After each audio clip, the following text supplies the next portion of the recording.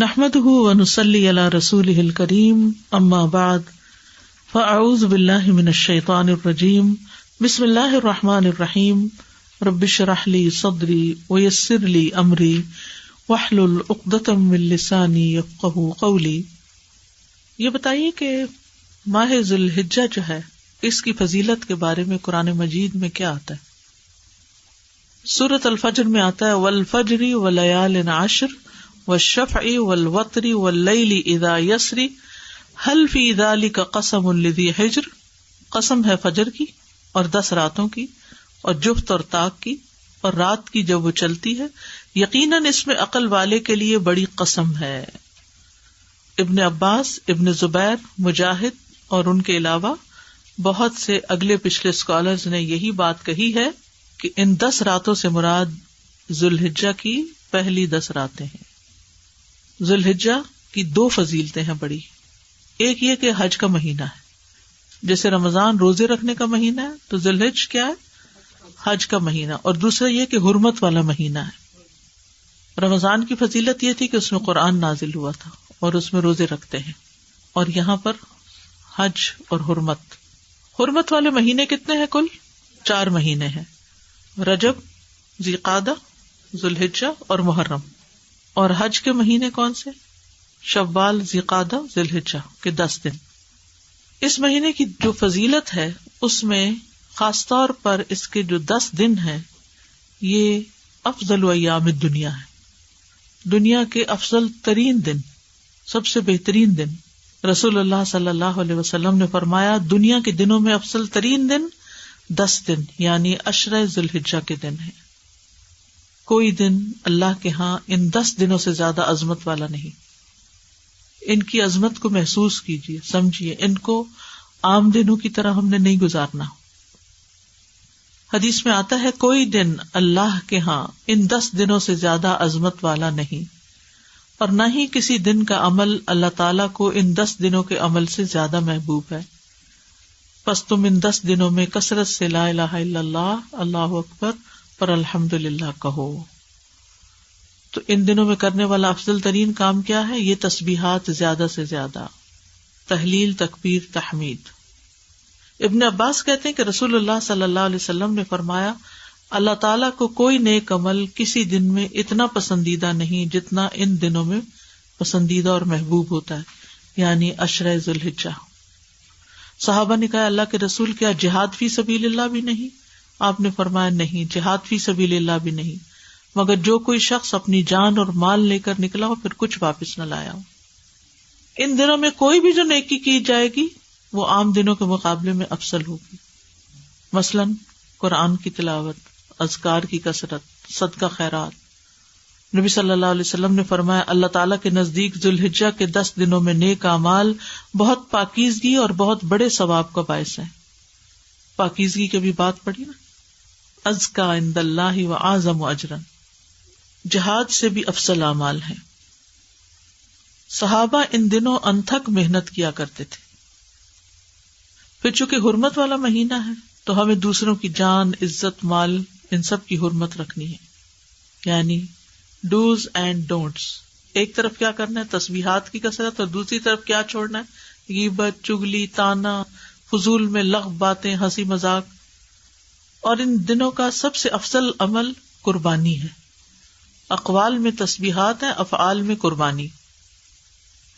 اپنے شر سے دوسروں کو محفوظ رکھنا، اپنی زبان سے دوسروں کو اذیت نہیں دینا، بدگمانی، تجسس، ٹوہ نہیں لگانا، آر نہیں دلانا، نفرت و بغض نہیں کرنا، ظلم نہ کرنا، نہ ہونے دینا، کسی کو بے عزت نہیں کرنا، آر دلانا اور تانا دینے والی عادتوں کو چھوڑنا ہے، ٹانٹنگ، وہ جو عادتیں ہوتی ہیں نا ان کو بھی چھوڑنا ہے، غصہ نافذ کرنے کی طاقت رکھنے کے باوجود اس کو چھوڑ دینا ہے، گالی گلوچ، بد زبانی، ان چیزوں سے بھی بچنا ہے، مسلمان کو ہر طرح کی اذیت دینے سے رکنا ہے، رشتہ داروں کی قطع تعلق ہی نہیں کرنی، ان کو منانا ہے، ظالم رشتہ داروں پر بھی مہربانی کرنی ہے، اپنے شر سے پڑوسیوں کو بچانا ہے، اپنے ایمان کی تجدید کرنی ہے، صبر اور عفو درگزر کرنا ہے، اچھا اخلاق اختیار کرنا ہے، اول وقت پہ نماز پڑھنا ہے، قیام لمبا کرنا ہے، ہو سکے تو تہجد پڑھنا ہے، روزہ رکھنا ہے. حج کے لیے تو چلے گئے ہیں لوگ، ہو سکے تو حج کرنا ہے. مالی صدقات میں اپنے اہل و عیال کی ضروریات پوری کرنا، ناراض رشتہ دار کو تحفہ دینا، اپنے بہن بھائیوں کی یا اپنے دوستوں کی ضروریات پوری کرنا، پانی پلانا، ایسا صدقہ جو خود کو محتاج نہ کرے کسی کا، ناراض لوگوں کو آپس میں صلح کرانا، کسی کو خوش کرنا، کسی کی پریشانی دور کرنا، پھر اپنے نفس اور خواہش سے جہاد کرنا، لوگوں کو اپنی برائی سے محفوظ رکھنا، اور صدقے خیرات میں کھانے پینے اور دیگر چیزوں کے علاوہ اچھی کتابیں، اچھے پیمفلیٹس اور خصوصاً اس ٹاپک کی اویئرنیس لوگوں میں کریٹ کرنا ہے. قرآن کی تلاوت میں عام روٹین سے زیادہ پڑھنا، اس کو انکریز کرنا ہے. اللہ سبحانہ وتعالی ہمیں عمل کی توفیق عطا فرمائے. پیمفلیٹ نکال لیجیے، ہم اسی میں سے پڑھیں گے تاکہ پھر یہ باتیں ہمیں یاد بھی رہیں. عشرہ ذی الحجہ، عید الاضحیٰ اور قربانی. فضائل عشرہ ذی الحجہ. رمضان المبارک کے بعد ذی الحجہ کا مہینہ اسلامی مہینوں میں نہایت اہمیت کا حامل ہے. یہ مہینہ حرمت والے مہینوں میں سے ایک ہے. ذی الحجہ کا پہلا عشرہ نیکیوں اور اجر و ثواب کے اعتبار سے عام دنوں کے مقابلے میں بہت اہم ہے، جس کی فضیلت قرآن کریم اور احادیث سے ثابت ہے. قرآن مجید میں اللہ سبحانہ تعالیٰ نے ان دنوں کی قسم کھائی ہے، والفجر ولیال عشر، قسم ہے فجر کی اور 10 راتوں کی. اکثر مفسرین کے نزدیک لیال عشر سے مراد ذی الحجہ کی ابتدائی 10 راتیں ہیں. یہ ہم جانتے ہیں کہ اللہ سبحانہ تعالیٰ نے اس کائنات کے اندر بعض چیزوں کو بعض پر فضیلت دی ہے. انسانوں میں سے سب سے زیادہ فضیلت کس کی ہے؟ انبیاء کی، اور پھر انبیاء میں سے محمد صلی اللہ علیہ وسلم کی. راتوں میں سے کس رات کی فضیلت زیادہ ہے؟ آخری 10 راتوں کی، اور اس میں سے لیلۃ القدر کی. مہینوں میں سے سب سے زیادہ فضیلت کس کی ہے؟ رمضان المبارک کی. دنوں میں سب سے زیادہ فضیلت کس کی ہے؟ ہر ہفتے میں جمعہ کی، اور سال میں ذی الحج کے ان 10 دنوں کی. یعنی راتوں میں رمضان کی راتیں افضل ہیں ذی الحج کی راتوں سے، لیکن ذی الحج کے دن رمضان کے دنوں سے زیادہ افضل ہیں. تو یہ بہت اہم عشرہ ہے، اس لیے اس کو بڑے دھیان سے گزارنا ہے اور نیکی کے کاموں میں زیادہ سے زیادہ وقت لگا کے اس کو گزارنا ہے. اور اس کی فضیلت جو ہے وہ قرآن مجید سے بھی ثابت ہے. اللہ نے ان راتوں کی قسم کھائی ہے. اللہ سبحانہ وتعالیٰ جب کسی چیز کی قسم کھاتے ہیں تو اس کو ایک طرح سے گواہ بناتے ہیں. اس چیز کی ایک اہمیت ہوتی، اس کے کچھ فائدے ہوتے ہیں.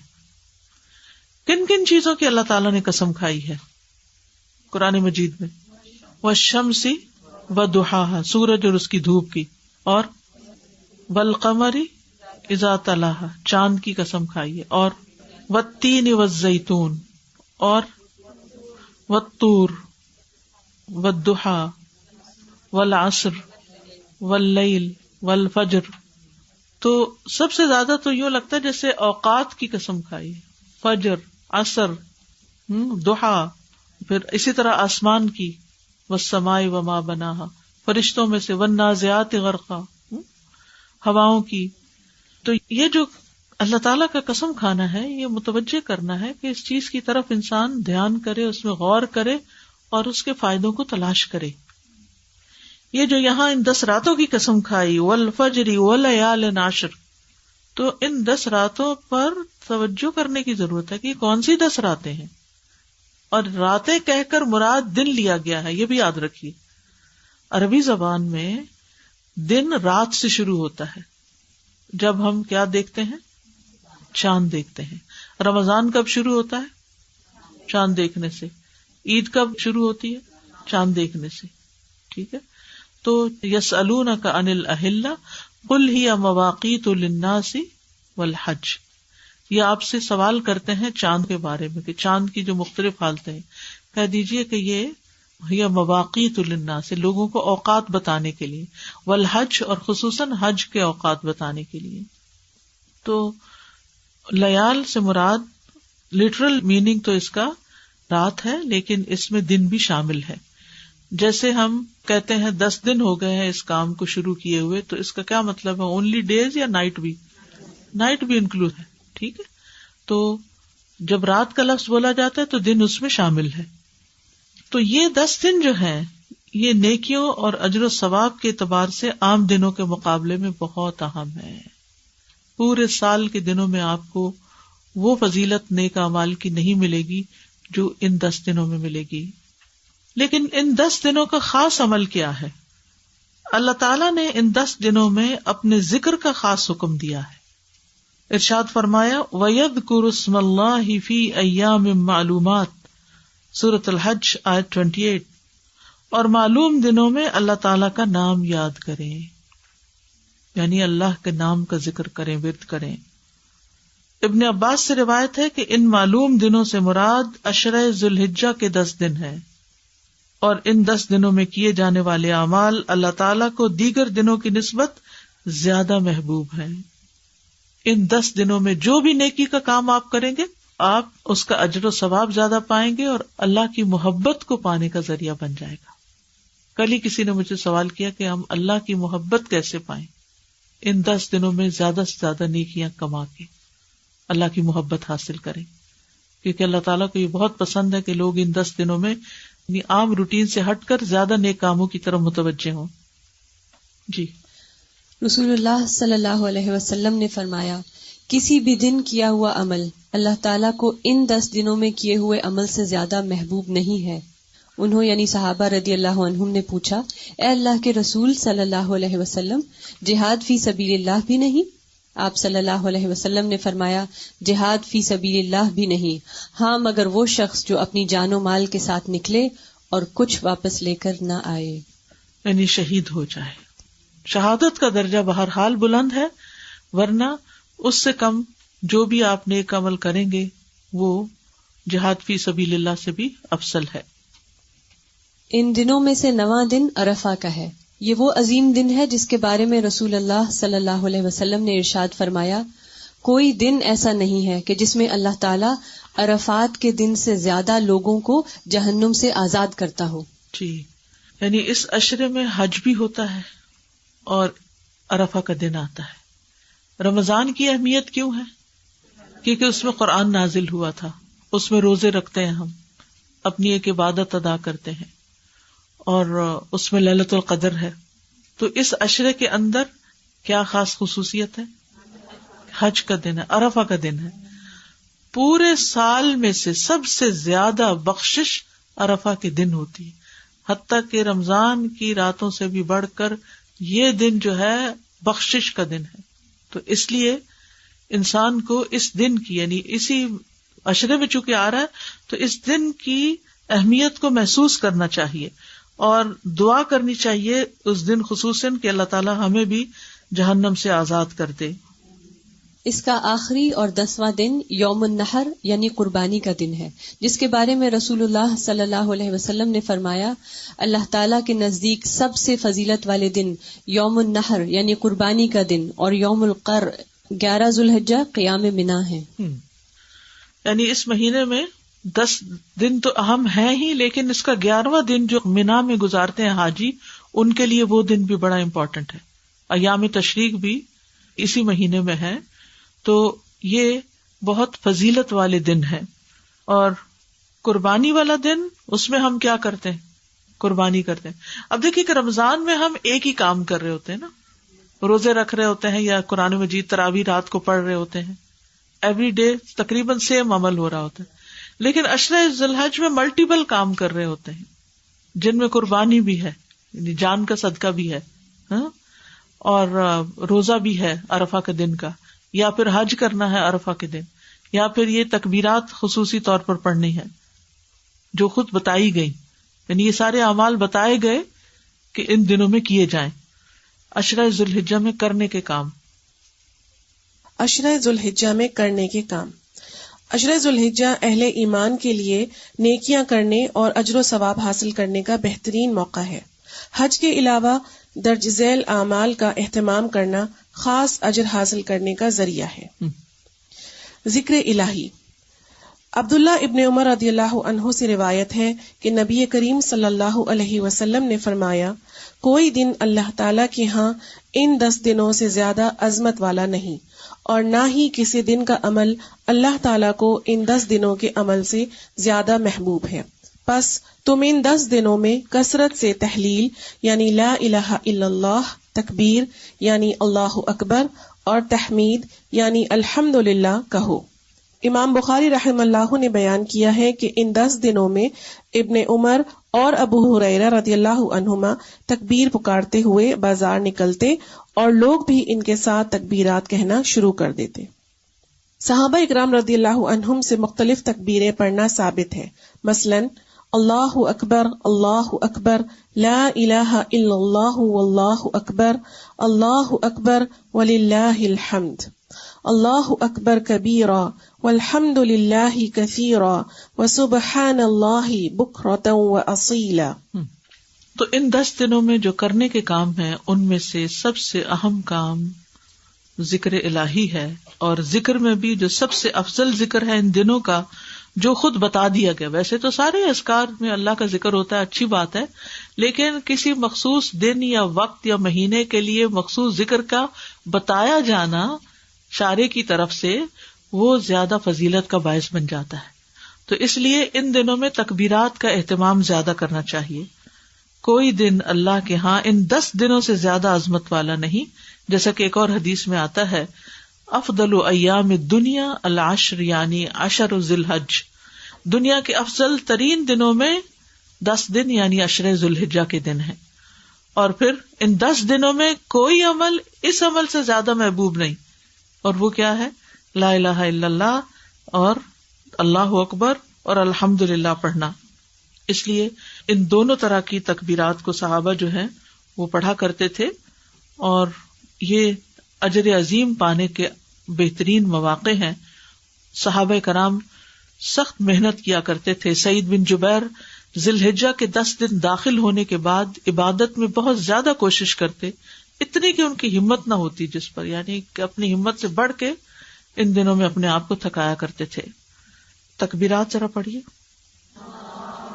اللہ اکبر، لا الہ الا اللہ، اللہ اکبر، اللہ اکبر وللہ الحمد، اللہ اکبر کبیرا الحمد للہ کثیرا سبحان اللہ بکرۃ واصیلا۔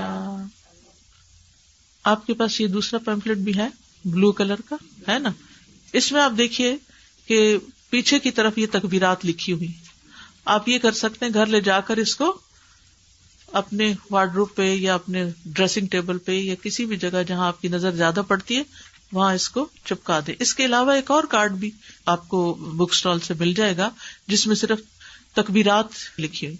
دوسرا یہ کہ اس کا فائدہ یہ ہے اس بروشر کا کہ اس کے اندر کرنے کے کاموں کی ڈیٹیل دی ہوئی ہے، جو آپ کو ریمائنڈر ہو سکتا ہے، آپ اس کو پڑھ سکتے ہیں۔ اگر آپ اس کو کھولیں اور کھول کے بھی لگا دیں تو یہ پوسٹر 10 دن لگا رہے تو آپ کو نیک نیک کاموں کی یاد دہانی ہوگی۔ آپ چاہیں تو اس کو کسٹمائز کر کے اپنے پرسنل مزید کوئی چیزیں اس میں لکھنا چاہیں جو اس میں نہیں لکھی ہوئی تو وہ بھی آپ لکھ سکتے ہیں، کیونکہ یعنی نماز، روزہ، قرآن مجید، ذکر اور دعا، صدقہ و خیرات، خدمت خلق، عید اور قربانی، متفرقات، یہ ساری چیزیں ان 10 دنوں میں جمع ہو سکتی ہیں، کیونکہ کسی بھی دن کیا ہوا عمل اللہ تعالیٰ کو ان 10 دنوں میں کیے ہوئے عمل سے زیادہ محبوب نہیں۔ دوسرا اہم کام جو ان دنوں میں کرنے کا ہے وہ ہے روزہ رکھنا۔ 9 ذی الحجہ کو روزہ رکھنا باعث ثواب ہے۔ رسول اللہ صلی اللہ علیہ وسلم سے یوم عرفہ کے روزے کے بارے میں پوچھا گیا تو فرمایا، یکفر السنۃ الماضیۃ والباقیۃ، صحیح مسلم، گزشتہ سال اور آئندہ سال کے گناہوں کا کفارہ ہے۔ ایک اور روایت سے پتہ چلتا ہے کہ رسول اللہ صلی اللہ علیہ وسلم 9 ذی الحجہ، یوم عاشورہ اور ہر ماہ میں سے 3 دن روزے رکھتے تھے۔ سنن ابی داؤد۔ نوٹ: حاجی میدان عرفات میں یہ روزہ نہیں رکھے گا۔ جہاں تک روزے کا تعلق ہے تو آپ پورے 9 دن بھی روزے رکھ سکتے ہیں، پہلے 8 دن اگر آپ کے پچھلے کوئی قضا روزے ہیں تو ان کی قضا کی نیت سے بھی رکھ سکتے ہیں. لیکن 9 تاریخ کا روزہ چونکہ مخصوص روزہ ہے جو 2 سال کے گناہوں کا کفارہ ہے تو وہ عرفہ کے روزے کی نیت سے ہی رکھ لیجیے. ٹھیک ہے. اب اس میں بہت جھگڑا ہوتا ہے کہ عرفہ کا دن یہاں کا ہو یا وہاں کا ہو. تو اصل حکم تو جہاں آپ رہتے ہیں اسی کی تاریخ کو دیکھا جائے گا، ورنہ اگر آپ کسی اور جگہ کے مطابق عرفہ مناتے ہیں تو اگلا دن پھر عید کا بھی کریے، پھر وقفہ دے کے تو عید نہیں ہوتی. لیکن اگر آپ کے دل میں پھر بھی اطمینان نہیں تو 2 دن روزہ رکھ لیجیے، ایک عرفہ کے میدان والے دن کا عرفہ کا دن اور ایک یہاں کا عرفہ کا دن. تو انشاءاللہ تعالی اللہ سبحانہ تعالیٰ قبول فرمائے اور بہت ہی برکت والا روزہ ہے. یعنی آپ دیکھیے کہ رمضان کے روزے سے بھی برکت والا ہو گیا کہ یہ روزہ 2 سال کے گناہوں کی معافی کا ذریعہ بنے گا. اور ویسے بھی روزے کا ثواب کیا ہے کہ انسان کے چہرے کو 70 سال دور جہنم کی آگ سے کر دیتا ہے ایک روزہ. یعنی ایک روزہ آپ رکھتے ہیں تو آپ جہنم سے 70 سال دور ہو جاتے ہیں. اور پھر اگر دوسرا رکھتے ہیں تو 70 اور جمع کر لیں اور پھر اور کر لیں اور پھر اور کر لیں. تو روزے جو ہیں جس کسی کو ہیل فائر سے ڈر لگتا ہو اور خوف آتا ہو اسے چاہیے کہ پھر روزے رکھا کرے.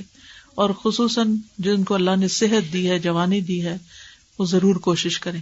یعنی جب انسان کے اوپر ضعیفی آ جاتی ہے، بزرگی، تو پھر ذرا مشکل ہو جاتا ہے. اور اگر دن لمبے ہو، میری والدہ 78 ایئرس کی تھیں اور جس مہینے میں فوت ہوئی ہیں اس مہینے کے بھی 3 روزے انہوں نے، جیسے یہاں اس حدیث میں ہے کہ ایام 20 کے روزے، وہ اس مہینے کی بھی انہوں نے رکھے، بلکہ اس ڈر سے کہ کہیں شروع نہ ہو گیا، انہیں پتہ نہیں چلا تو 1 دن پہلے بھی روزہ رکھ لیا.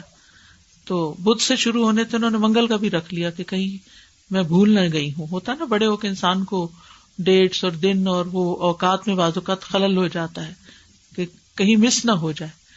تو ہمیں بہت زیادہ اپنے طور پہ کوشش کرنی چاہیے. پھر اگر بیمار ہیں آپ، کسی وجہ سے ہمت نہیں ہے، تو اللہ تعالیٰ جانتا ہے کہ آپ کی نیت کیا ہے. لیکن پہلے سے اگر نیت ہو نہیں میرے لیے تو بڑا ہی مشکل کام ہے، میں نہیں کر سکتا، تو پھر واقعی مشکل ہو جاتا ہے.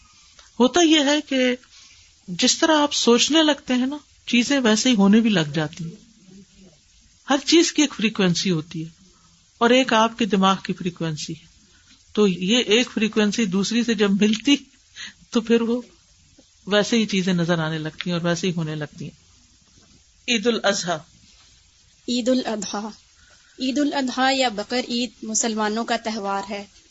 اسے بڑی عید یا عید قربان بھی کہا جاتا ہے. ساری دنیا کے مسلمان یہ عید ابراہیم علیہ السلام کی اس سنت کی پیروی میں مناتے ہیں جو انہوں نے اپنے بیٹے کی قربانی کی شکل میں جاری کی اور اللہ تعالیٰ سے اپنی محبت کی سچی مثال قائم کی.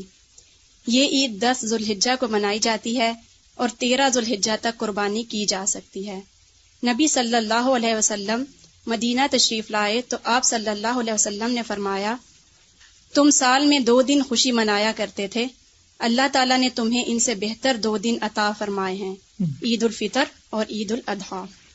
تو اب آپ دیکھ رہے ہیں کہ یہ جو دن ہیں حرمت والے اور فضیلت والے، ان میں عید بھی آ جاتی ہے اور اس اعتبار سے بھی اس کی اہمیت ہے. ویسے تو ذوالحج کے مہینے کی فضیلت 2 اہم اعتبار سے ہے. ایک یہ کہ اس میں حج ہوتا ہے اور دوسرا یہ کہ وہ حرمت والا مہینہ ہے جن میں جان، عزت اور مال کی حرمت کا پاس رکھنا چاہیے. اور اس عظیم مہینے میں سب سے عظیم دن ہے اور اس عظیم دن میں، عید والے دن میں، سب سے عظیم کام قربانی کرنا ہے اور حرمتوں کو پامال نہ کرنا. حرمتوں کو پامال کرنا کیا ہے کہ کسی کی جان، مال، عزت پر ہاتھ اٹھانا، زبان کھولنا. حسن رضی اللہ عنہ نبی صلی اللہ علیہ وسلم کے اس قول کہ صبح آدمی ایمان والا ہوگا اور شام کو کافر یا شام کو ایمان والا ہوگا اور صبح کافر کے متعلق بیان فرماتے تھے کہ صبح کو اپنے بھائی کی جان، مال اور عزت کو اپنے اوپر حرام سمجھے گا لیکن شام کو حلال سمجھنے لگے گا، اور اسی طرح شام کو حرام سمجھتا ہوگا اور صبح اس کو حلال کر لے گا. یعنی وہ اس حدیث کا مفہوم یہ بیان کیا کرتے تھے کہ ایک شخص ایمان میں ہے، دوسروں کے بارے میں اچھا گمان رکھتا ہے، شام تک موڈ ہی بدل گیا اور غیبت شروع کر دی یا کوئی الزامات دینے شروع کر دیے. تو اس لیے ان دنوں میں جہاں کچھ کرنے کے کام ہے وہاں کچھ نہ کرنے کے کام بھی ہے. جیسے کل میں نے عرض کیا تھا نا کہ دین مکمل نہیں ہوتا جب تک کہ ہمارے اعمال میں سے کچھ عمل آئے نہ اور کچھ عمل نکلے نہ. ہم بعض اوقات کرنے والے کام تو بہت سے کرتے رہتے ہیں اور نہ کرنے والے کام چھوڑتے نہیں ہیں، جن میں خصوصی طور پر حرمتوں کو پامال کرنا، کسی کی جان، مال، عزت، آبرو. رسول اللہ صلی اللہ علیہ وسلم نے فرمایا ایک مسلمان کی ہر چیز دوسرے مسلمان پہ حرام ہے، اس کا خون، اس کا مال، اس کی عزت و آبرو. اپنے ہر قسم کے شر سے دوسروں کو محفوظ رکھنا چاہیے. نبی صلی اللہ علیہ وسلم نے فرمایا تم میں سب سے بہتر وہ ہے جس سے خیر کی امید ہو، یعنی جب وہ سامنے سے آ رہا ہو تو آپ کہیں کوئی اچھی بات ہی کرے گا، اس کے منہ سے اچھی بات نکلے گی، یہ مجھے ذلیل نہیں کرے گا، یہ میرے ساتھ بدتمیزی نہیں کرے گا، یہ مجھے کوئی ٹانٹ نہیں کرے گا، یہ میرے پہ کوئی چڑھائی نہیں کرے گا، خیر ہی ہوگی اس سے. تو آپ سوچئے کہ ہماری پرسپشن کیا ہے جب ہم کسی سے ملتے ہیں یا دور سے آ رہے ہوتے ہیں تو لوگ ہمیں دیکھ کے کیا فیل کرتے ہیں؟ اچھا فیل کرتے ہیں یا دے گیٹ اسکیئرڈ کہ پتہ نہیں ابھی کیا ہونے والا ہے، کیا کرے گا، کون سی بات مجھے پرانی یاد کرا دے گا اور کہاں سے تانا دے دے گا. یعنی کچھ لوگوں سے اپنی عزت بچانی پڑتی ہے اور ایسے لوگ کترا کے نکل جاتے ہیں، اور کچھ لوگ ہوتے ہیں کہ جن کے ملنے کا انتظار رہتا ہے کہ وہ آئیں اور ان سے کوئی خیر کی بات سنیں. اور فرمایا سب سے بدتر وہ ہے جس سے کسی خیر کی توقع نہ ہو، کوئی تمہارا بھلا نہ کرو اور اس کے شر سے امن نہ ہو. تو اس لیے بہت ضروری ہے کہ ان دنوں میں غیبت، چغلی وغیرہ سے بچنا چاہیے، اپنی زبان سے دوسروں کو اذیت نہیں دینی چاہیے، آپس میں نفرت اور بغض کو چھوڑ دینا چاہیے، نہ ظلم کرنا چاہیے نہ ہونے دینا چاہیے، کسی کو بے عزت نہیں کرنا چاہیے، آر دلانے اور تانا دینے والی عادتوں کو چھوڑ دینا چاہیے، کیونکہ جو شخص کسی کو آر دلائے گا اس پر اس چیز کا وبال آئے گا. ٹھیک ہے، رسول اللہ صلی اللہ علیہ وسلم نے فرمایا اگر کوئی آدمی تمہارے کسی برے فعل پر جسے وہ جانتا ہے تمہیں آر دلائے تو تم اس عیب کو جسے تم جانتے ہو اسے تانا مت دینا. یعنی کسی نے تمہیں تانا دے دیا ہے تو بدلہ لینے کے لیے تانا نہ دینا، کیونکہ اس چیز کا وبال اس پر ہوگا جو اس نے کی ہے. تو یہ بہت اہم چیز ہے. بالکل جیسے حج کے دنوں میں کیا حکم ہے کہ فلا رفث ولا فسوق ولا جدال فی الحج، کہ گناہ کے کام نہیں، جھگڑا نہیں، بے حیائی کے کام نہیں. پھر گالی گلوچ اور بد زبانی سے انسان کو بچنا چاہیے، ہر قسم کی اذیت سے دور رہنا چاہیے. نہیں جیسے سب کے سامنے تھوک دینا، گلی بازار پہ کوڑا پھینکنا، پیشاب کر دینا کسی کے سامنے، اس طرح کی جو بھی چیزیں دوسروں کو اذیت دینے والی ہیں. پھر اسی طرح قطع رحمی کے وبال سے بچنا چاہیے، کیونکہ قطع رحمی کرنے والے کے اعمال قبول نہیں ہوتے، اور جو رشتوں کو کاٹ کے رکھتا ہے یا جھوٹی قسم اٹھاتا ہے وہ مرنے سے پہلے اس کا وبال دیکھ کر رہے گا. ظالم رشتہ داروں پر بھی مہربانی کرنی چاہیے، خادموں پر زیادتی سے بچنا چاہیے، پڑوسیوں کو شر سے بچانا چاہیے. عید کے دن کرنے کے کام. عید کے دن کرنے کے کام: غسل کرنا، خوشبو لگانا اور بہترین لباس پہننا، تکبیرات پڑھنا، عید کی نماز سے قبل کچھ نہ کھانا، نماز عید کے لیے جلد جانا، خواتین اور بچوں کو عیدگاہ لے کر جانا، اذان اور تکبیر اقامت کے بغیر عید کی نماز پڑھنا، نماز کے بعد خطبہ سننا، استطاعت کے مطابق قربانی کے جانور کو ذبح کرنا، گوشت کی تقسیم کرنا، باہم ملاقات و دعا دینا، تقبل اللہ منا و منکم. جی اس میں باقی باتیں تو ہم سب کرتے ہی ہیں، لیکن ایک چیز جو بڑی اہم ہے اور اس کی طرف سے مغافل ہوتے ہیں وہ خطبہ سننا. عید کے دن 2 رکعتیں بس جلدی سے پڑھ کے فوراً لوگ کھڑے ہونے لگتے ہیں، یا تو واپس جانے لگتے ہیں یا پھر ایک دوسرے سے گلے ملنے لگتے ہیں. امام صاحب بول رہے ہیں، پرواہ نہیں ہے. تو جتنی نماز امپورٹنٹ ہے ایسے ہی یہ نماز کا حصہ ہے، یہ خطبہ بھی سننا لازم ہے. تو اس وقت خاموشی ہونی چاہیے، جیسے جمعے کے خطبے میں خاموشی ہوتی ہے، پورے ادب، احترام اور وقار کے ساتھ. ہوتا یہ ہے کہ بعض اوقات ہم لیٹ پہنچتے ہیں، اسی لیے یہاں یہ بھی لکھا گیا جلدی پہنچے. لیٹ پہنچتے ہیں، راستے میں بیٹھ جاتے ہیں یا گاڑی ڈبل پارکنگ کر کے آ جاتے ہیں تو پھر جلد بازی ہوتی ہے کہ بس سلام پھیریں اور فوراً نکلیں، یا پھر کام پہ جانے کی جلدی ہوتی ہے. تو یہ ان آداب کے خلاف ہے بات، تو اس پر توجہ کرنی چاہیے. عید کی خوشی میں سرشار ہوتے ہیں اور سرشاری میں سب کچھ بھول جاتے ہیں، ادب آداب ہی بھول جاتے ہیں کہ کیا کرنا چاہیے کیا نہیں، کیونکہ جس سے مل رہے ہیں اس قدر ایکسائٹیڈ ہیں، گلے مل کر جھولتے رہتے ہیں اور یہ بھول جاتے ہیں کہ پیچھے کوئی لوگ بھی کھڑے، اور بعض اوقات لمبی لائنیں کھڑی ہو جاتی ہیں ہمارے پیچھے، اور ہم عین دروازے کے بیچ میں کھڑے ہو کر اپنی لمبی چوڑی باتیں اور دن بھر کا پروگرام شیئر کرنے لگتے ہیں کہ آج کہاں کہاں جانا ہے. تقبل اللہ منا و منکم، اللہ تعالی ہم سے اور آپ سے عبادت قبول فرمائے. نماز عید کے لیے ایک راستے سے جانا اور دوسرے سے واپس آنا، ہلکے پھلکے کھیلوں اور اشعار کے ذریعے خوشی منانا. جی بچوں کے ساتھ یعنی خاص طور پر کچھ نہ کچھ ایسا پروگرام رکھا جائے کہ جس سے انہیں محسوس ہو کہ آج خوشی کا دن ہے. قربانی، عشرہ ذوالحجہ کی آخری مگر اہم ترین عبادت قربانی ہے. قربانی کا لفظ قرب سے نکلا ہے اور اصطلاحاً قربانی سے مراد وہ عمل ہے جو اللہ تعالیٰ کی رضا اور قرب کے حصول کے لیے جانور ذبح کرنے کی شکل میں 10 ذوالحجہ سے 13 ذوالحجہ تک کیا جاتا ہے. ٹھیک، تو قربانی جو ہے نا یہ اللہ کا قرب حاصل کرنے کے لیے کی جاتی. لوگ اس میں بڑی لمبی چوڑی بحثیں کرتے ہیں، جس کے پاس 7.5 تولے سونا ہو اس پر قربانی واجب ہے، اور جس کی جاب اتنے پیسوں کی ہو وہ قربانی کرے گا. تو اصل بات یہ ہے کہ قربانی اللہ کے قرب کے لیے ہوتی ہے کہ ہم اللہ کے قریب ہوں، اور اللہ کی محبت میں کی جاتی ہے، شکرانے کے طور پر ادا کی جاتی ہے کہ اللہ نے ہمیں نعمتیں دی ہیں، ہم دوسروں کو بھی نعمتوں میں شریک کریں. تو اس میں لمبی چوڑی مین میخ نہیں نکالنی چاہیے، اور اگر آپ کے اندر وسعت ہے تو قربانی کر لیں، کیونکہ اصل چیز ہے وسعت، کہ آپ اپنے اخراجات پورے کرنے کے قابل ہیں. اور اگر ایک قربانی بھی سب گھر والوں کی طرف سے ہو جائے تو کافی ہوتی ہے.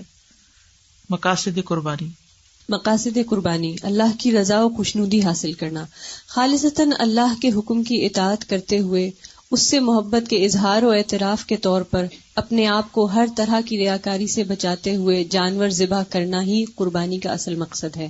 قرآن مجید میں نبی اکرم صلی اللہ علیہ وسلم کو خطاب کرتے ہوئے فرمایا گیا فَصَلِّ لِرَبِّكَ وَانْحَرْ، یعنی اپنے رب کے لیے نماز پڑھ اور قربانی کر. ایک اور جگہ فرمایا قُلْ إِنَّ صَلَاتِي وَنُسُكِي وَمَحْيَايَ وَمَمَاتِي لِلَّهِ رَبِّ الْعَالَمِينَ، کہہ دیجئے بے شک میری نماز، میری قربانی، میرا جینا، میرا مرنا اللہ رب العالمین کے لیے ہے. قربانی کے بعض اوقات لوگ عجیب و غریب مقاصد بنا لیتے ہیں، دوسروں کو شو آف کرنا، دکھاوا کرنا، اور تفاخر اور مہنگے مہنگے جانور خریدنا. تو یہ کوئی دکھاوے کا موقع نہیں ہے، بلکہ خالصتاً اللہ کو راضی کرنے کے لیے قربانی کرنی چاہیے. فَصَلِّ لِرَبِّكَ وَانْحَرْ. تقویٰ کا حصول، تقویٰ ایک مسلمان کی شان اور اس کے مومن ہونے کی علامت ہے. اللہ کی خاطر قربانی کرنے سے اصل مقصود اسی تقویٰ کی صفت کو نشو نما دینا ہے، نہ کہ ایک دوسرے پر فخر جتانا یا مقابلہ بازی کرنا. لہٰذا اس سنت ابراہیمی کی یاد تازہ کرتے وقت اللہ کی مکمل اطاعت کا جذبہ دل میں نہ ہو تو جانوروں کا خون بہانا، گوشت تقسیم کرنا اور خود کھانا محض ایک بے روح عمل ہے جس سے کوئی فائدہ حاصل نہ ہوگا.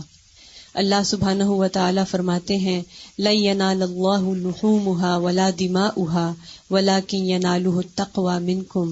اللہ کو نہ جانوروں کا گوشت پہنچتا ہے اور نہ ان کا خون، اسے صرف تمہارا تقویٰ پہنچتا ہے. یعنی اللہ کو نہ خون پہنچے گا نہ گوشت پہنچے گا. خون زمین میں گر جائے گا اور گوشت ہم کھا لیں گے. وہاں کیا جائے گا؟ دلوں کا تقویٰ.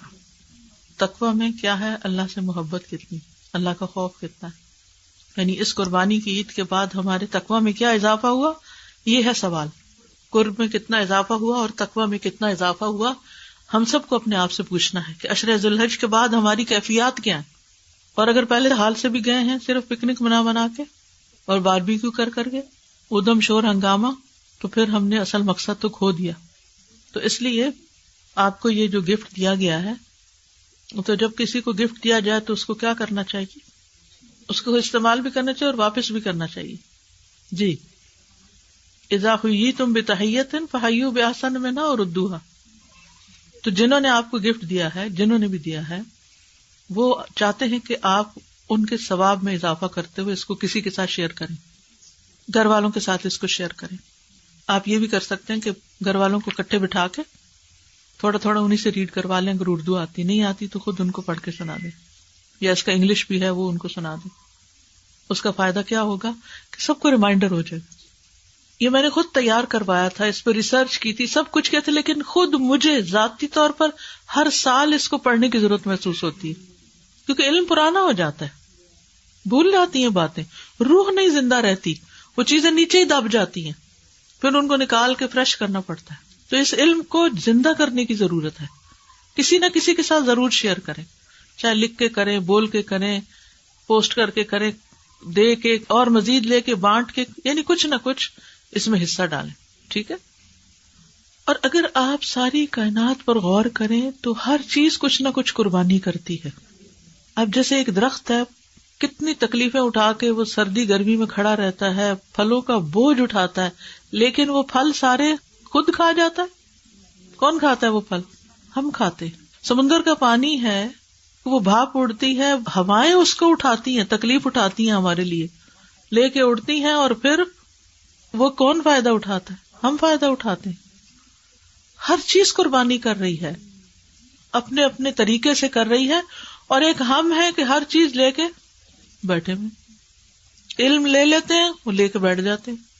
اللہ مال دیتا ہے، وہ لے کے بیٹھ جاتے ہیں. کوئی اور چیز اللہ ہمیں دیتا ہے، شیئرنگ کا نہیں سوچتے. تو قرب ملتا ہے دینے سے، قربان کرنے سے. ابراہیم علیہ السلام کو قرب کیوں ملا تھا اللہ کا؟ اللہ نے ان کو اپنا دوست کیوں کہا؟ بیٹا قربان کرنے لگے، ہر چیز قربان کر رہے تھے. ایک بات بڑی عجیب لگتی ہے مجھے کبھی کہ اللہ سبحانہ وتعالیٰ فرماتے ہیں وَآتَيْنَاهُ فِي الدُّنْيَا حَسَنَةً، کہ ہم نے ابراہیم کو دنیا میں حسنہ عطا کی. ہاں، میں کہتی ہوں ان کی زندگی تو امتحانوں سے بھری ہوئی تھی، اور اللہ سبحانہ وتعالیٰ اس کو حسنہ کہتے ہیں. تو جب ہم مانگتے ہیں ربنا آتنا فی الدنیا حسنہ، تو اس کا صرف یہ مطلب نہیں ہوتا کہ اور مال مل جائے اور زندگی عیش و عشرت کا نمونہ بن جائے. اس کا مطلب ہے کہ ہمیں زیادہ سے زیادہ نیکیوں کی توفیق ہو، اور اگر ہماری زندگی میں کوئی امتحان آئے تو وہ بھی ہمارے درجات کی بلندی کا ذریعہ بن جائے. یہ ہے حسنہ، اور نیکی کی توفیق، اور نیکی کی توفیق. اور وہ اپنی نیند، آرام، سکون قربان کر کے ہی ملے گا. جب تک آپ اپنی کوئی چیز قربان نہیں کرتے نا، تو کسی اور کو کچھ دے نہیں سکتے. تو یہ قربانی کا جذبہ صرف جانور کی قربانی کر کے نہ کریں، یہ قربانی کا جذبہ اپنے اندر بھی لائیں. یہ عید کا پیغام یہی ہے، یہی ریمائنڈر ہے.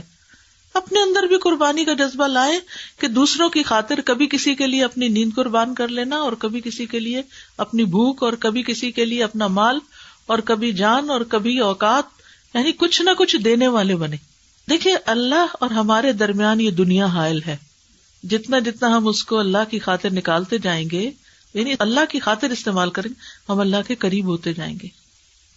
اور یہ ہمیں فزیکلی ایک ایکٹیویٹی کرائی گئی کہ جانور ذبح کرو اور دیکھو اللہ نے اس کو پیدا کیا تمہارے لیے، کیسے وہ اپنی جان دے رہا ہے. تم اس کی تو جان لے رہے ہو، اپنی بھی کبھی دینے کی سوچی؟ استاذہ جی، پڑھنے سے پہلے میں ایک بات شیئر کرنا چاہوں گی. جو قربانی جب بھی آتی ہے تو ہم جو شیئر کرنے والی باتیں ہیں ان کو کم، بلکہ وہ ایسے جوکس آنے لگتے ہیں سوشل میڈیا کے اوپر جو اخلاقی معیار سے ہر طرح سے گرے ہوئے ہوتے ہیں، اور وہ جگہ جگہ شیئر ہو رہے ہوتے ہیں اور مسلسل پوسٹ ہو رہے ہوتے ہیں. تو ہمیں ان چیزوں سے رکنا ہے اور دوسروں کو بھی روکنا ہے. بالکل جی بالکل، کیونکہ یہ دین کا مذاق اڑانا ہے نا، یہ تو ایک ریچول ہے، اللہ کا حکم ہے. جی. اہمیت قربانی. قربانی کا حکم آدم علیہ السلام سے لے کر رسول اللہ صلی اللہ علیہ وسلم تک تمام آسمانی شریعتوں میں رہا. ارشاد باری تعالیٰ ہے لِكُلِّ أُمَّةٍ جَعَلْنَا مَنْسَكًا هُمْ نَاسِكُوهُ، سورہ حج آیا 67. یعنی ہم نے ہر امت کے لیے ایک طریقہ عبادت یعنی قربانی مقرر کر رکھا ہے، اور وہ اس پر چلنے والی ہیں. کیا پتہ چلتا ہے کہ یہ صرف ہمیں حکم نہیں دیا گیا، ہر امت کو اس کا حکم تھا، ہر دور میں اس کا حکم رہا، سب شریعتوں میں قربانی رہی ہے. قرآن مجید میں بہت خوبصورت انداز میں ابراہیم علیہ السلام کی قربانی کا ذکر کیا گیا ہے، اور ابراہیم علیہ السلام نے کہا میں اپنے رب کی طرف جاتا ہوں، عنقریب وہ میری رہنمائی کرے گا. اے میرے رب مجھے صالحین میں سے اولاد عطا کر. تو ہم نے اس کو ایک حلیم بردبار لڑکے کی بشارت دی. وہ لڑکا جب اس کے ساتھ دوڑ دھوپ کرنے کی عمر کو پہنچ گیا تو ابراہیم علیہ السلام نے کہا بیٹا میں نے خواب میں دیکھا ہے کہ میں تجھے ذبح کر رہا ہوں، تیرا کیا خیال ہے؟ اس نے کہا اے میرے ابا جان، جو آپ کو حکم دیا گیا ہے کر ڈالیے، آپ انشاءاللہ مجھے صابروں میں سے پائیں گے. تو جب ان دونوں نے اطاعت کی اور اسے اسماعیل علیہ السلام کو ماتھے کے بل گرا دیا اور ہم نے ندا دی کہ اے ابراہیم تو نے خواب سچ کر دکھایا، بے شک ہم نیکی کرنے والوں کو ایسی ہی جزا دیتے ہیں، بے شک البتہ یہ ایک بہت واضح امتحان تھا، اور ہم نے ایک بڑی قربانی کے ذریعے اس کا فدیہ دیا، اور ہم نے بعد والوں میں اس کا ذکر خیر قائم کر دیا۔ سورہ صافات آیہ 99 سے 108 تک۔ یہ ہے ابراہیم علیہ السلام اور اسماعیل علیہ السلام کے کردار میں تسلیم و رضا کا وہ بے مثال نمونہ جو بارگاہ الہی میں اس درجے مقبول ہوا کہ رہتی دنیا تک اللہ تعالیٰ نے اس سنت کو جاری کر دیا۔ یہ نہ صرف ابراہیم علیہ السلام خلیل اللہ کی سنت ہے، بلکہ نبی کریم صلی اللہ علیہ وسلم نے عید الاضحیٰ کے موقع پر قربانی کو اپنی سنت قرار دیا۔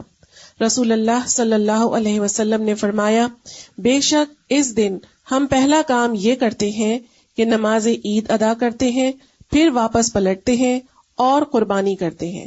جس شخص نے ایسا ہی کیا اس نے ہماری سنت کو پا لیا۔ صحیح بخاری۔ ایک اور روایت میں نبی کریم صلی اللہ علیہ وسلم نے نماز عید کے بعد قربانی کرنے کو اہل اسلام کی سنت قرار دیتے ہوئے فرمایا، جس نے نماز عید سے پہلے ذبح کیا تو اس نے اپنے لیے ذبح کیا، اور جس نے نماز عید کے بعد ذبح کیا اس کی قربانی مکمل ہو گئی اور اس نے مسلمانوں کی سنت کو پا لیا۔ اس سے یہ پتہ چلتا ہے کہ نماز عید سے پہلے جانور قربان نہیں کرنا چاہیے۔ بعض لوگ اپنے غریب رشتہ داروں کو پاکستان یا انڈیا یا جہاں وہ رہتے ہیں وہاں بھجوا دیتے ہیں قربانی کے پیسے کے، چلے ایک ہم یہاں کر رہے ہیں ایک آپ وہاں کر لیں، رشتہ داری کا حق بھی ادا ہو جائے گا اور ان کو گوشت بھی مل جائے گا۔ تو ان کو خاص تاکید کریں کہ جب ہماری عید کی نماز ہو جائے تو وہ قربانی کریں، کیونکہ آپ کے عید 9 گھنٹے بعد 10 گھنٹے کے بعد یہاں شروع ہوتی ہے وہاں سے، تو وہ ایسا نہ ہو کہ پہلے ہی جانور قربان ہو چکے ہوں، دوسرے دن کر لیں۔ جی ہاں، رسول اللہ صلی اللہ علیہ وسلم نے ہمیشہ اس سنت ابراہیمی پر عمل کیا۔ انس رضی اللہ عنہ بیان کرتے ہیں، نبی اکرم صلی اللہ علیہ وسلم 2 مینڈھے ذبح کیا کرتے تھے اور میں بھی 2 مینڈھے ذبح کرتا ہوں۔ سبحان اللہ۔ اب بعض اوقات ہم کہتے ہیں کہ 1 کریں 2 کریں کتنا کریں، تو یہ ہر ایک کی اپنی خوشی پر ہے کہ وہ کیا کر سکتا ہے، کتنی وسعت ہے۔ تو حضرت انس جو ہے وہ کہتے ہیں نبی صلی اللہ علیہ وسلم 2 کرتے تھے اس لیے میں 2 کرتا ہوں۔ تو اب اس میں کوئی ہارڈ اینڈ فاسٹ رول تو نہ ہوا نا۔ قربانی کے بارے میں آپ صلی اللہ علیہ وسلم کا اہتمام اس سے بھی واضح ہوتا ہے کہ حجۃ الوداع کے موقع پر آپ صلی اللہ علیہ وسلم نے حج کی قربانی کے 100 اونٹ ذبح کرنے کے ساتھ ساتھ عید الاضحیٰ کی قربانی کے لیے اپنی طرف سے 1 بکری اور ازواج مطہرات کی طرف سے 1 گائے ذبح کی۔ یہ سارے ڈفرنٹ عمل کیوں ہیں؟ تاکہ آپ 1 بکری کرنا چاہیں تو بھی ٹھیک ہے، اور آپ اگر گائے کر کے 1 حصہ سب ازواج کا ہو جائے یا سب ازواج کی طرف سے 1 ہی گائے ہو جائے تو وہ بھی ٹھیک ہے۔ رسول اللہ صلی اللہ علیہ وسلم نے امت کو بھی قربانی کرنے کی تاکید فرمائی۔ مخنف بن سلیم رضی اللہ عنہ روایت کرتے ہیں کہ جب ہم رسول اللہ صلی اللہ علیہ وسلم کے ساتھ عرفات میں تھے تو آپ صلی اللہ علیہ وسلم نے فرمایا، اے لوگو، ہر سال ہر گھر والوں پر قربانی ہے۔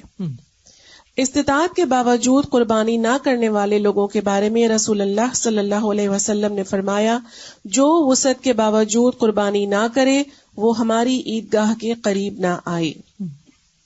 صحابہ اکرام بھی اتباع رسول صلی اللہ علیہ وسلم میں قربانی کا اہتمام فرماتے۔ ابو امامہ بن سہل رضی اللہ عنہ نے بیان کیا، ہم مدینہ میں اپنے قربانی کے جانوروں کو پرورش کے لیے موٹا کرتے تھے اور مسلمان دیگر بھی اسی طرح انہیں پال کر موٹا کرتے تھے۔ یعنی اچھے سے اچھا جانور قربان کر رہے ہیں، دکھاوے اور تفاخر کے لیے نہیں، لیکن اللہ کے قرب کے لیے۔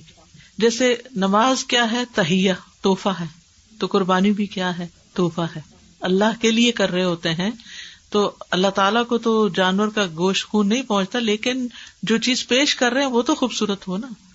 اس میں پھر ایک انسیت کا پہلو بھی آ جاتا ہے نا، جیسے خود پال کے کرنا۔ بچپن میں جب آتے تھے جانور تو ہم اتنے مانوس ہو جاتے تھے ان سے کہ بعد میں پھر ہمیں رونا بھی آتا تھا جب ان کی قربانی ہو تو وہ یہی نا کہ جن چیزوں سے محبت ہو جائے ان کو اللہ کی راہ میں دے دو۔ لن تنالوا البر حتی تنفقوا مما تحبون۔ حکمت قربانی۔ اللہ تعالیٰ نے ابراہیم علیہ السلام کے جذبہ ایثار و قربانی اور مکمل سپردگی کو بے پناہ پسند کیا. ان کو محسن اور خلیل اللہ یعنی اللہ کا دوست کے لقب سے نوازا اور ان کے نام کو رہتی دنیا تک جاری کر دیا. لہٰذا تمام دنیا کے مسلمان ہر نماز میں نبی کریم صلی اللہ علیہ وسلم کے ساتھ ابراہیم علیہ السلام پر بھی درود بھیجتے ہیں اور ان کی قائم کردہ سنت کو زندہ رکھتے ہوئے ہر سال قربانی کرتے ہیں. اللہ تعالیٰ اپنے بندوں سے ایسی ہی مکمل اطاعت اور وفاداری چاہتے ہیں کہ جب اللہ تعالیٰ کا حکم آ جائے تو بغیر کسی پس و پیش کے عمل کیا جائے. یہی حکمت قربانی کرنے کے پیچھے موجود ہے.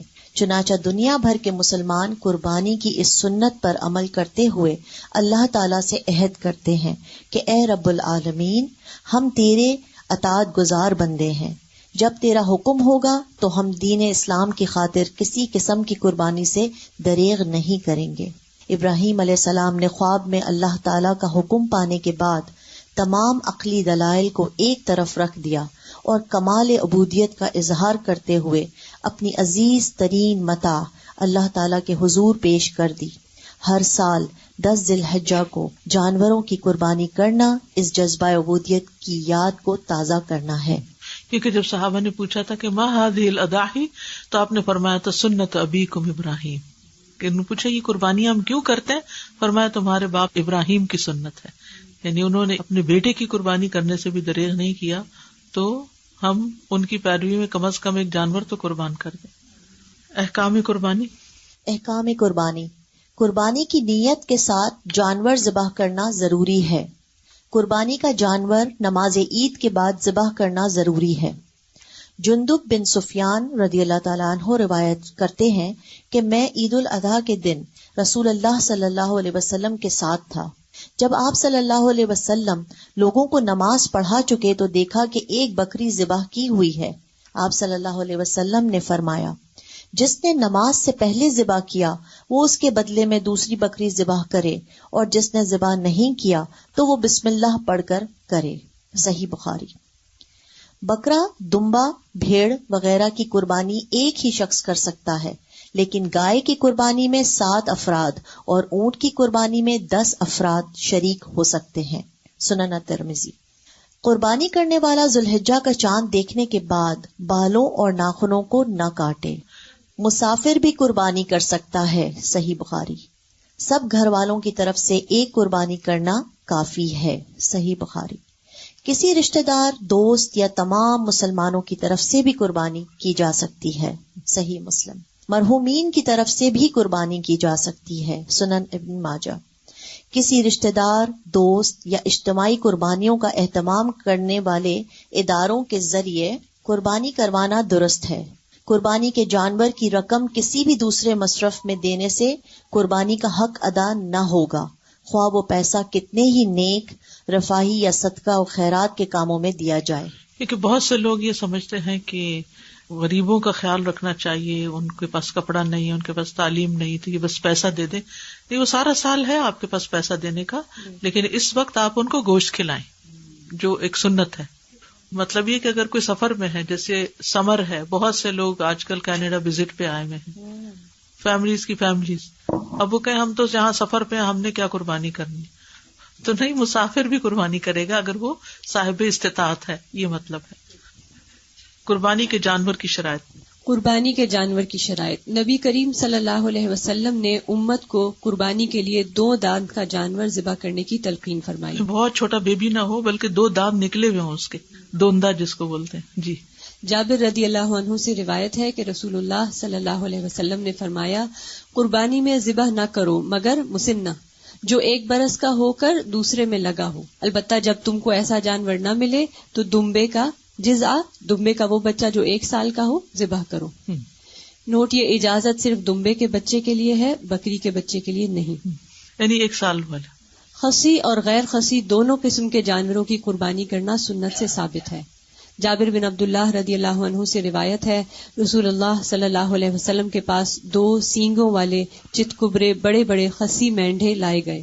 آپ صلی اللہ علیہ وسلم نے ان دونوں میں سے ایک کو پچھاڑا اور فرمایا، اللہ تعالیٰ کے نام سے، اور اللہ تعالیٰ سب سے بڑا ہے. یعنی بسم اللہ اللہ اکبر. محمد صلی اللہ علیہ وسلم اور ان کی امت کی طرف سے، جنہوں نے تیری توحید کی گواہی دی اور میرے پیغام کو پہنچانے کی شہادت دی۔ سبحان اللہ، اپنی امت کی طرف سے بھی قربانی کی آپ نے۔ ابو سعید خدری رضی اللہ عنہ سے روایت ہے، رسول اللہ صلی اللہ علیہ وسلم سینگوں والے غیر خصی مینڈھے کی قربانی کرتے تھے، اس کی آنکھیں، منہ اور ہاتھ پاؤں سیاہ ہوتے تھے۔ وہ خوبصورت لگتا ہے نا دیکھنے میں۔ درج ذیل عیوب والے جانوروں کی قربانی کرنا جائز نہیں ہے، یک چشم ہونا یعنی ایک آنکھ ہماری ہوئی ہے، بیمار ہونا، لنگڑا پن نمایاں ہونا، ہڈیوں میں گودا نہ ہونا، یعنی بہت مریل بوڑھا۔ ذبح کے احکام، قربانی کے جانور کو عمدہ اور اچھے طریقے سے ذبح کیا جائے۔ ذبح کرتے وقت جانور کو قبلہ رخ کر لینا مستحب ہے۔ ذبح کرتے وقت چھری کی دھار تیز ہونی چاہیے۔ قربانی کرتے وقت کی دعا بسم اللہ واللہ اکبر، یعنی اللہ کے نام کے ساتھ ذبح کرتا ہوں، اللہ بہت بڑا ہے۔ خود ذبح کرنا افضل ہے، لیکن کسی دوسرے سے کروانے میں بھی کوئی حرج نہیں۔ مسلمان عورت بھی قربانی کا جانور ذبح کر سکتی ہے، یعنی عورت کی قربانی کرنے سے وہ حرام نہیں ہو جائے گا، اجازت ہے اس کو، چھری پھیر سکتی۔ ذبح کرنے والے قصاب کو قربانی کے جانور میں سے کوئی چیز بطور مزدوری دینا جائز نہیں۔ مزدوری الگ دی جائے گی اگر کوئی اور کر کے دے گا، قصاب وغیرہ۔ قربانی کے گوشت کی تقسیم، قربانی کا گوشت خود کھانا اور ضرورت مندوں کو دینا قرآن پاک سے ثابت ہے۔ فَكُلُوا مِنْهَا وَأَطْعِمُوا الْقَانِعَ وَالْمُعْتَرَ، یعنی پس اس میں سے خود بھی کھاؤ اور ان کو بھی کھلاؤ جو قناعت کیے بیٹھے ہیں، اور ان کو بھی جو اپنی حاجت پیش کریں۔ آپ صلی اللہ علیہ وسلم نے فرمایا، کھاؤ، ذخیرہ کرو اور خیرات کرو۔ چنانچہ قربانی کا گوشت خود استعمال کرنے کے ساتھ ساتھ غریبوں اور رشتہ داروں کو بھی دیا جا سکتا ہے۔ کنبہ بڑا ہونے کی صورت میں پورا گوشت خود بھی استعمال کیا جا سکتا ہے۔ خود اور عزیز و اقارب صاحب استطاعت ہوں تو قربانی کا تمام گوشت غریبوں میں بھی تقسیم کیا جا سکتا ہے۔ قربانی کی کھال ذاتی استعمال کے لیے بھی رکھی جا سکتی ہے اور صدقہ جاریہ کے کسی کام میں بھی دی جا سکتی ہے۔ اگر ایک گھر میں ایک قربانی ہوتی ہے تو کافی ہے، اگر وہ سب اپنی اپنی کرنا چاہے تو بھی ٹھیک ہے، اور اگر ایک سب کی طرف سے ہونا چاہے تو وہ بھی ٹھیک ہے، سب کی ہو جائے گی۔ یعنی دیکھیں اصل میں کیا بات ہے کہ استطاعت پر ہے، کیونکہ نبی صلی اللہ علیہ وسلم نے 2 بھی کیا، 1 بکری بھی کی، ازواج کی طرف سے گائے بھی کی، 100 اونٹ بھی کیے۔ تو اصل جو مقصد ہے نا قربانی کا وہ ہے قرب، کہ ہو سکتا ہے 1 سال آپ کی حیثیت ہو، ہر بچہ کما رہا ہے، اپنی اپنی کر سکتا ہے، اور 1 سال جاب نہیں ہے تو اگر ماں باپ کر رہے ہیں سب کی طرف سے تو وہ بھی کافی ہے۔ یعنی ہسبینڈ کر رہا ہے، بیوی کی طرف سے بھی، بچوں کی طرف سے بھی، ایک فیملی کی طرف سے ایک جانور کی قربانی کافی ہے۔ دیکھیں 10 حصے پڑ سکتے ہیں، یہ مطلب ہے 10 لوگ شامل ہو سکتے ہیں، 10 لوگ مل کے پیسے کنٹریبیوٹ کر کے 1 اونٹ ذبح کر لیں، یہ بھی ہو سکتا ہے۔ اب جیسے اگر ہم قربانی اسلامک ریلیف کے تھرو کروا رہے ہیں بنگلہ دیش میں یا پیلسٹائن میں ادھر ادھر، اب وہ کب کر رہے ہیں، کیا کر رہے ہیں، اس پہ تو ہمارا کوئی کنٹرول ہے ہی نہیں، تو اس میں ہم کیا کر سکتے ہیں؟ ان کو بتانا تو چاہیے، وہ تو ایز اے پیسے لے لیتے ہیں اور they keep track. No, they keep track, but we don't know what time they are doing it, because time difference بھی تو ہوتا ہے نا۔ جی السلام علیکم استاذہ، جو وہاں کا ٹائم ہوتا ہے وہاں کی عید ہو جاتی ہے پھر وہ کرتے ہیں، تو اس لیے عید کی نماز پڑھی جا چکی ہے۔ جنرلی 2nd ڈے کرتے ہیں تاکہ 2nd اور 3rd ڈے میں سب کی حفاظت ہو جائے۔ اب میرا سوال بھی ہے استاذہ، اگر آپ قربانی نہیں کر سکتے تو تب بھی آپ ناخن اور بال نہ کاٹیں؟ نہیں، پھر کاٹ سکتے ہیں قربانی کرنے کی صورت میں، پورے گھر والے مرضی بھی۔ اچھا نہیں، سارے گھر والوں پہ نہیں ہے، جو قربانی کر رہا ہے نا وہ ناخن اور بال نہیں کاٹے گا۔ جی استاذہ، یوم عرفہ کے دن کا جو روزہ ہے، ہم یہاں یوم عرفہ تو اس دن ہم کریں یا وہ والا یوم عرفہ؟ دونوں کر لیں، دونوں کر لیں، دونوں کر لیں جی، تاکہ رہ نہ جائے۔ میں کہنا چاہ رہی تھی کہ جہاں علم کی شیئرنگ کی بات ہے، پلیز آپ لوگ نان مسلمس کو بھی بتاؤ کہ یہ ہماری عید کیا ہے، کیونکہ some of them don't know how much similarity there is in the story of Ibrahim علیہ السلام، what's the same and what's different. تو کسی کو میں نے بتایا تو وہ حیران رہے گی کہ we didn't know that you even accept him as a prophet اور you know any of this story. So ان کو بھی ایک موقع ہے ان کو بتانے کا. اور جہاں تک گوشت شیئر کرنے کا ہے تو مجھے 1 سال اتنا پکا یاد ہے کہ یوزلی تو آپ کہہ سکتے ہیں نا فرام ایون دا بچر کہ آپ اتنا ہماری طرف سے دے دیں اور اتنا ہمیں گھر بھیج دیں. لیکن 1 سال کیا ہوا کہ I was suppose to go and give it at the centre and that year I realize that I am standing in the line to give and there is another line to receive. And even though you know, conceptually you know کہ ہم دے رہے ہیں, ہم ان کو دے رہے ہیں جن کو گوشت نہیں ملتا, but to see people walking out with packets of meat and rice and whatever and realize that you're just here to drop it off and go home.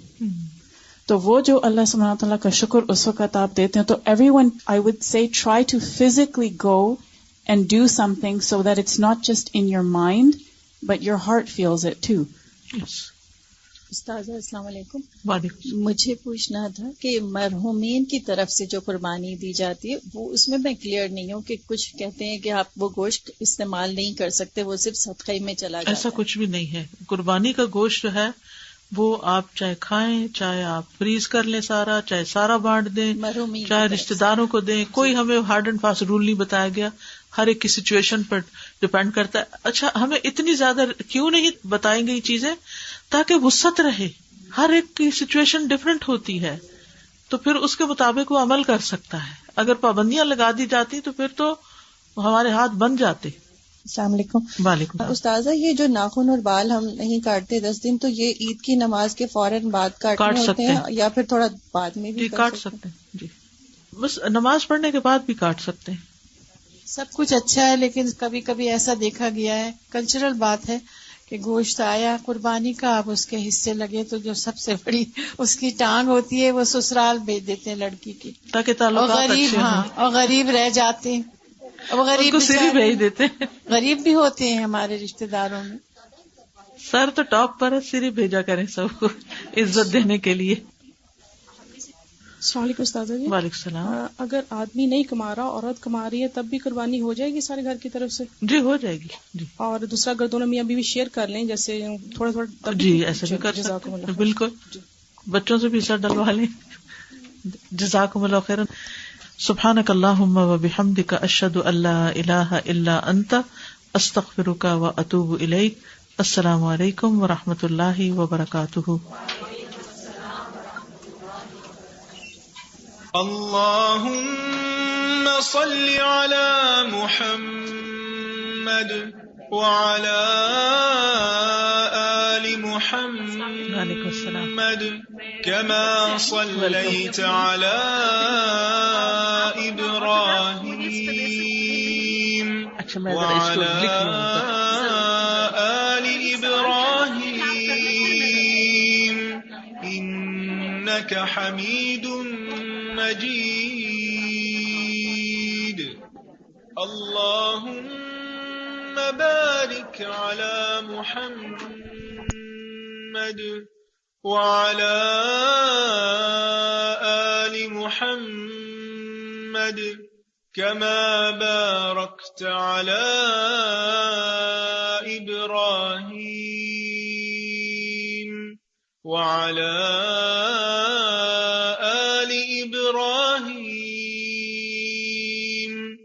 إنك حميد مجيد.